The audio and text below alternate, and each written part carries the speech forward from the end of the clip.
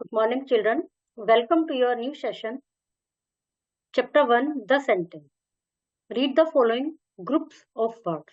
My is Rohit friend, plays evening in the cricket he. Mine reads he class. Do the above groups have any sense? Now read these group of words. Rohit is my friend. He plays cricket in the evening. He reads in my class. Do the above group of words have sense?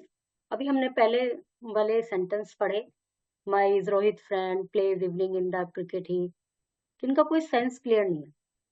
और अब जब हम ये वाले पढ़ते हैं, Rohit is my friend, he plays cricket in the evening, he reads in my class, तो इनका कुछ सेंस है. तो इसका मतलब जो ऊपर वाले हैं वो सेंटेंस नहीं है क्योंकि उनका कोई सेंस नहीं है, और जो नीचे वाले हैं ग्रुप ऑफ वर्ड्स तो हैं लेकिन सेंटेंस नहीं है. और नीचे वाले हैं ये ग्रुप ऑफ वर्ड्स है, ये भी वर्ड्स भी सेम है, जो वर्ड उसमें यूज है वो इसमें, लेकिन ये एक प्रॉपर ऑर्डर में है, तो ये सेंटेंस है और इनका कुछ सेंस है. तो इस प्रकार सेंटेंस की डेफिनेशन क्या हुई कि एक ग्रुप ऑफ शब्दों को, एक ऐसा समूह जिसका कोई अर्थ हो और प्रॉपर ऑर्डर में, वो सेंटेंस कहलाता है. Do the above group of words have sense? Your answer would be yes. आपका आंसर यस होगा क्योंकि इनका सेंस है. The second group of words have a complete meaning, they are sentences. So a group of words having complete meaning is called sentence. Beside complete meaning, is proper sentence has some more features that are necessary for correct formation of a sentence. मतलब sense तो होना ही चाहिए, उसके अलावा एक sentence की कुछ और भी फीचर्स होने जरूरी है, तभी वो कंप्लीट और परफेक्ट सेंटेंस कहलाता है. क्या क्या है? एक सेंटेंस जो है, sentence must begin with a capital letter, capital letter से शुरू होना चाहिए. Words in a sentence must be placed in their proper order, और जो वर्ड्स हैं प्रॉपर ऑर्डर में होने चाहिए, क्योंकि वर्ड्स तो ऊपर वाले ग्रुप में भी वही है जो नीचे वाले में है, लेकिन वो प्रॉपर ऑर्डर में नहीं है तो इसलिए वो सेंटेंस नहीं है. नीचे प्रॉपर ऑर्डर में है तो इसलिए वो सेंटेंस है. और फर्स्ट लेटर कैपिटल होना चाहिए.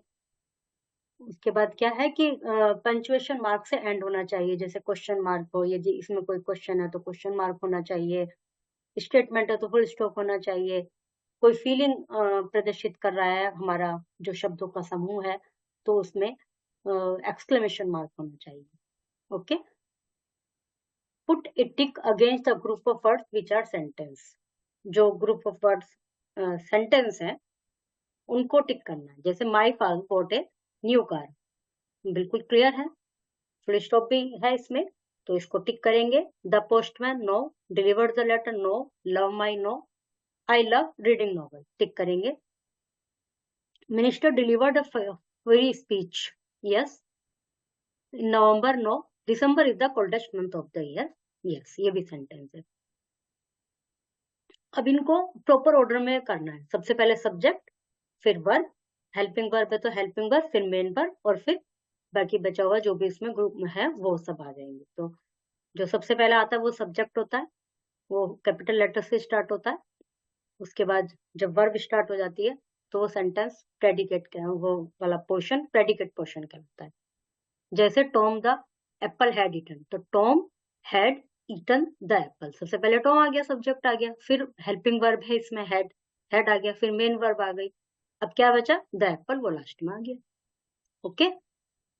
Parts of a sentence. एक सेंटेंस के क्या क्या पार्ट हो सकते हैं? सब्जेक्ट और प्रेडिकेट. मेन पार्ट्स तो यही है, आगे भी होते हैं जो कि हम आगे पढ़ेंगे. Every complete sentence contains two parts, a subject and a predicate. The subject represents what or whom the sentence is about. The simple subject usually contains a noun or pronoun and can including modifying words, phrase and clause. जो generally जो subject होता है वो word होता है, एक noun होता है, ये प्रोनाउन होता है, और उसमें साथ में और भी वर्ड्स हो सकते हैं, फ्रेज हो सकते हैं, क्लॉज हो सकते हैं. और सब्जेक्ट वो होता है जिसके बारे में सेंटेंस होता है. फिर है predicate part. Predicate part of a sentence describe either what the subject is doing or the state of subject. Predicate part ये बताता है कि सब्जेक्ट क्या कर रहा है, उसकी क्या स्टेट है. जैसे द पेन, सब्जेक्ट हो गया इज रेड, तो स्टेट क्या है पेन की कि वो रेड है, वो प्रेडिकेट हो गया इसके इज और रेड. और यदि एक्शन वर्ब है तो राम इज रीडिंग, तो राम सब्जेक्ट हो गया और इज रीडिंग प्रेडिकेट हो गया, क्योंकि वो राम के बारे में बता रहे कि वो राम क्या कर रहा है. The predicate must always contain a verb, verb होनी चाहिए, but it can also include object either direct और इनडायरेक्ट। वर्ब तो कंपल्सरी है ही प्रेडिकेट पार्ट में, जहां से वर्ब स्टार्ट होती है वहीं से प्रेडिकेट पार्ट स्टार्ट होता है। उसके अलावा उसमें ऑब्जेक्ट हो भी सकते हैं, नहीं भी हो सकते हैं। ऑब्जेक्ट हो सकते हैं तो दो भी हो सकते हैं, एक भी हो सकता है, direct object, indirect object. Direct object में नॉन लिविंग थिंग आती है, इनडायरेक्ट ऑब्जेक्ट में लिविंग थिंग आती है। And different types of modifier such as adverb, preposition, phrase और ऑब्जेक्ट। मॉडिफायर्स होते हैं, एडवर्ब्स होते हैं, प्रीपोजिशनल फ्रेज होते हैं। प्रीपोजिशनल फ्रेज ऐसे होते हैं जैसे इन द मॉर्निंग, तो इन प्रीपोजिशन हो गया, इन द मॉर्निंग एक फ्रेज हो गया, इन द मॉर्निंग। और ऑब्जेक्ट ऐसी चीज हो गई जैसे राम हिट द बॉल, तो हिट वर्ब हो गया, और किसको हिट किया उसने, बॉल को हिट किया, तो ये ऑब्जेक्ट हो गया। और क्या है, एडवर्ब।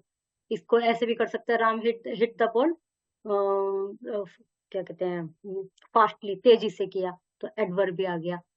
तो इस तरह से प्रेडिकेट पार्ट में ये सब चीजें हो सकती हैं। और सब्जेक्ट पार्ट में भी मॉडिफाइंग वर्ड हो सकता है, फ्रेज हो सकते हैं, क्लॉज हो सकते हैं, उसमें भी ज्यादा चीजें हो सकती हैं। जनरली एक वर्ड होता है जो कि नाउन होता है या प्रोनाउन होता है। जैसे the sun rises in the east, the sun sets in the west, दोनों में ही सन सब्जेक्ट है। राइजेज इन द ईस्ट ये प्रेडिकेट हो गया, सेट्स इन द वेस्ट ये प्रेडिकेट हो गया। In the above sentence, we are talking about the sun, so sun is subject. What we are talking about the sun is predicate. So rises in the east and sets in the west are predicate of the above sentence. Clear?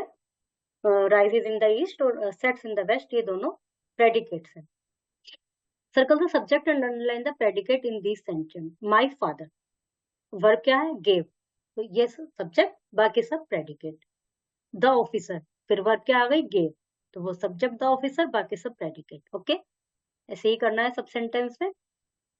इसमें complete the sentence by adding subject और predicate of your own. इसको जैसे the lion, तो lion तो subject हो गया, इसके लिए कोई प्रेडिकेट आपको देना है। प्रेडिकेट के लिए सबसे जरूरी है कि वर्ब होनी चाहिए। उसके बाद आप ऑब्जेक्ट भी लगा सकते हैं, नहीं भी लगा सकते, केवल वर्ब यदि हो गई तो प्रेडिकेट पार्ट हो गया।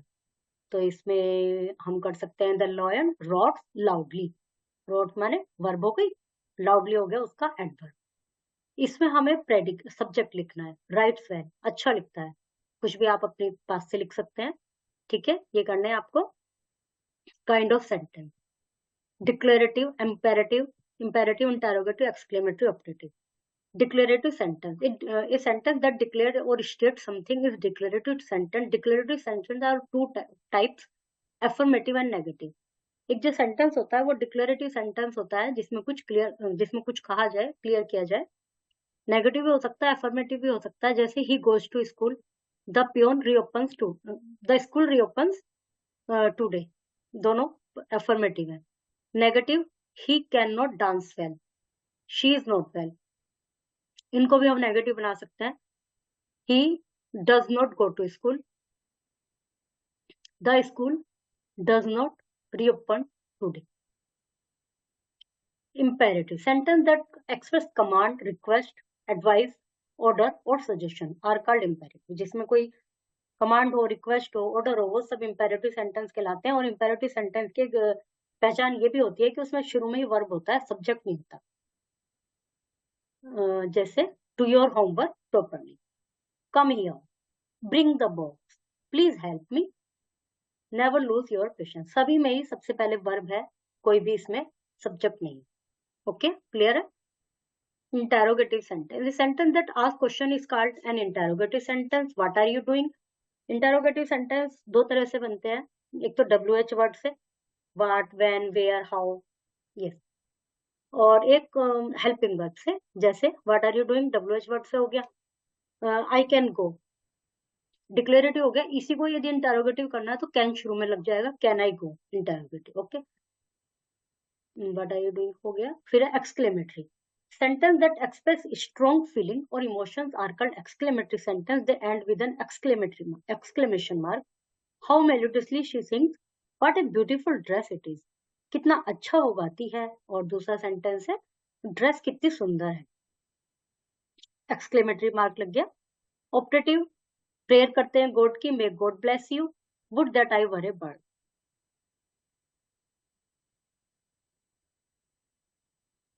ये सेंटेंस है, इसमें बताना है कि एसरेटिव है तो ए लिखना है, इंटेरोगेटिव है तो आई एन, इंपेरेटिव है तो I am, exclamatory E x, और ऑप्टेटिव ओ, और पंक्चुएशन मार्क्स के अकॉर्डिंगली लगानी है।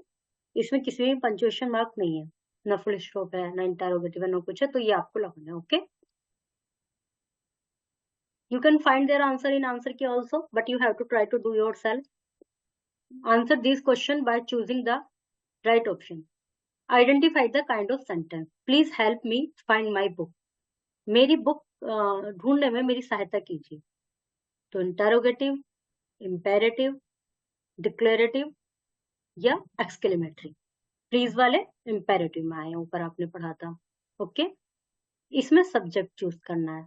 He is playing with them, कौन सा सब्जेक्ट है इस सेंटेंस में? प्लेइंग है, देम है, विद है, ही है, तो ही है। इसमें करना आपको predicate choose. Meera and Sheila played yesterday. अभी आपको ऊपर बताया गया था कि जहां भी वर्ब स्टार्ट हो जाती है वहीं से ही होता है predicate part start. Okay, practice to make sentence, make group with your friends. He, you give subject, he, she will tell predicate for that. Now reverse it. Sentence की प्रैक्टिस कीजिए। आप कोई सब्जेक्ट दीजिए अपने फ्रेंड को, वो उसके ऊपर सेंटेंस बनाएगा, उसके बाद वो कोई सब्जेक्ट आपको देगा, आप सेंटेंस बनाएंगे। Write two sentence negative related to environment. Sentence should be have a teaching.